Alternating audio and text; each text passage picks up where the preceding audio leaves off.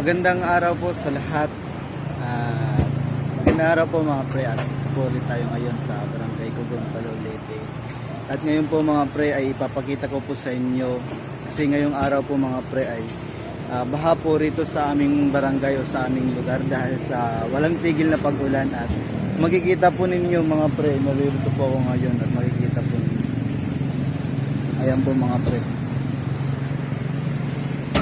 At mamaya po mga pre, ay papakita ko po sa inyo ang iba't ibang bahagi dito ng lugar namin kung saan ay patuloy na binabaha pa rin, nakakaranas pa rin ng baha ngayon.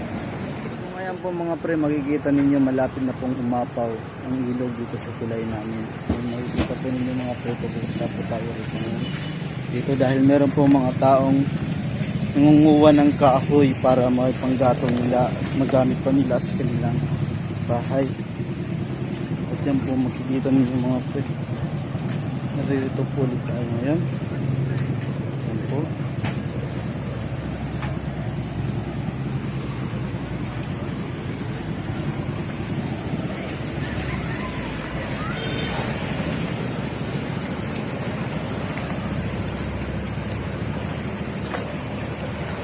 So makikita po ninyo mga pre, naririto po tayo ngayon sa ilog dito sa river ng Cogon at San Joaquin Bridge. Kung makikita po ninyo mga pre, ayan po si Kuya kumukuha ng mga kahoy para magamit nila sa panggatong.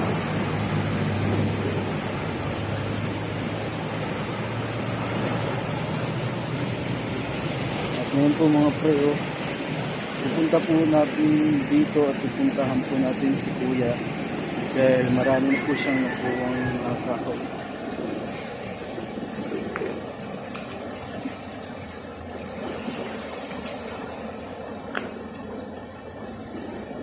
Ito po mga pre ang river o ang tulay na nagdudugtong ng San Joaquin at Barangay Cogon ng Palolete.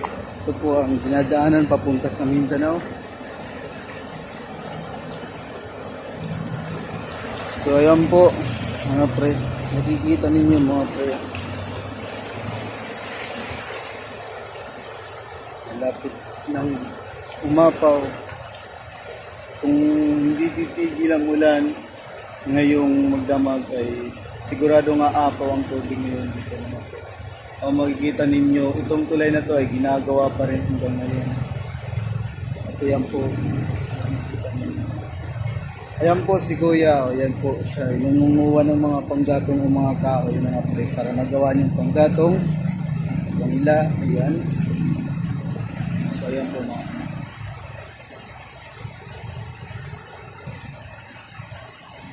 So mga pre, ang dito ang isa sa mga hanap buhay po dito sa lugar namin ay ang pagkukuha ng buhangin. Kaya hindi po sila makapanguha ngayon ng buhangin kasi gawa nga ng baha. At yung pangingis daw sa mga pre, kikita ninyo, baha po ngayon dito sa amin. So ayan po kanina, maraming nanguha ng mga kahoy ng mga pre. Dito tayo.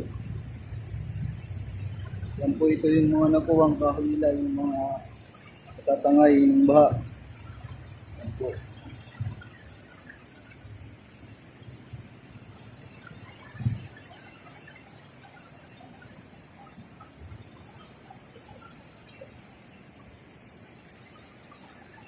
So yan po mga pre, makikita ninyo.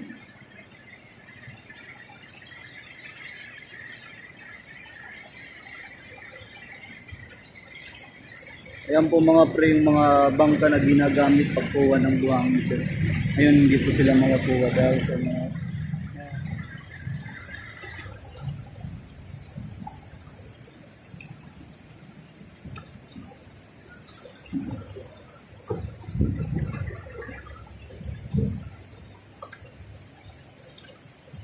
YouTube inin. YouTube.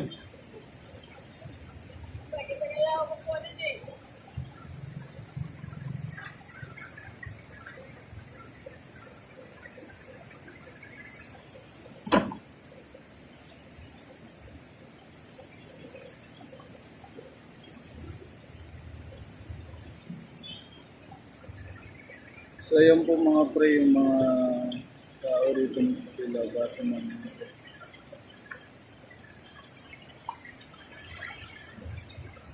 At ayan po mga pre, parami na yung naano to.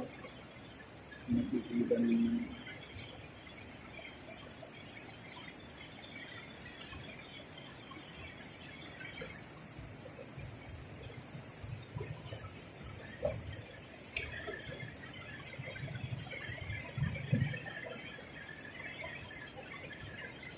Makikita po ninyo mga pre, ito po yung mga kahoy na kinuha nila kanina dahil maraming natatangay dahil sa baha.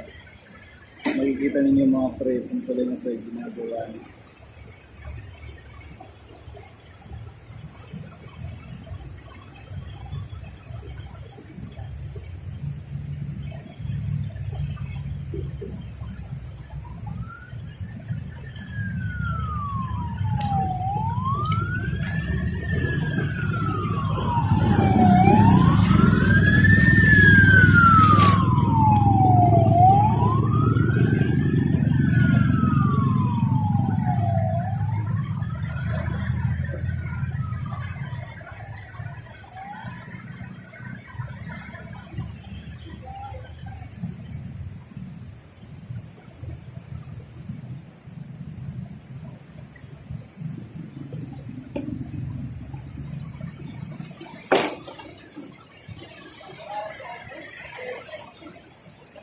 Yan, so maraming nakukuha si Kuya ng mga panggatong.